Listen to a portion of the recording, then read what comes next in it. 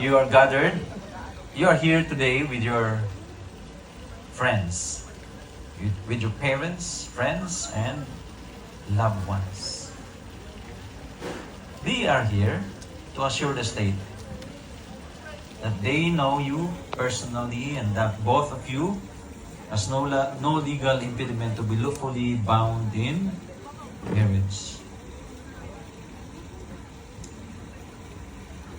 They are also here to express their support, their encouragement, their friendship.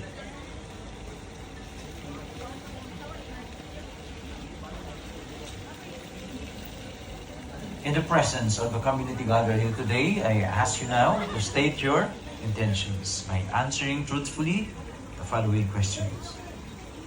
Rosalie, did you come here of your own free will and without reservation to be bound in marriage and bind yourself forever in love and in service of your groom, Alexander? Yes.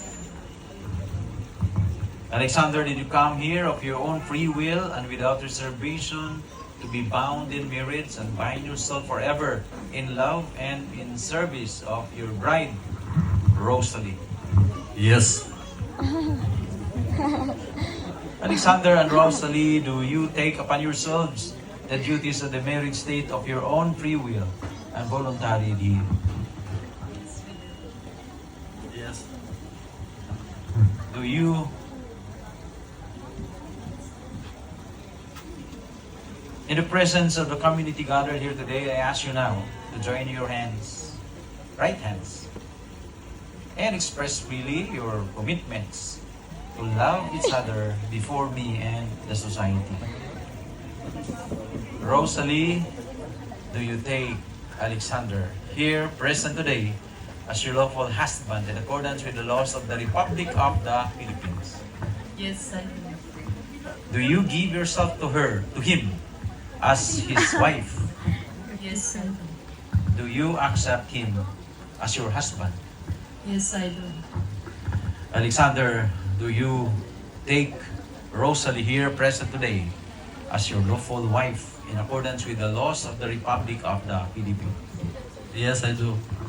Do you give yourself to her as her husband? Yes, I do. Do you accept her as your wife? Yes, I do.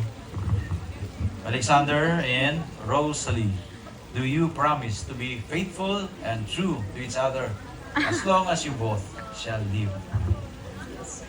Yes. Yes, I do. Are you ready to raise as good, responsible, productive, and law-abiding citizens and children the fruits of your union? Yes, we do. May I ask you now to say a short prayer together. Grant us, O Lord, to be one in heart and soul from From this this day day onward, to better or for worse,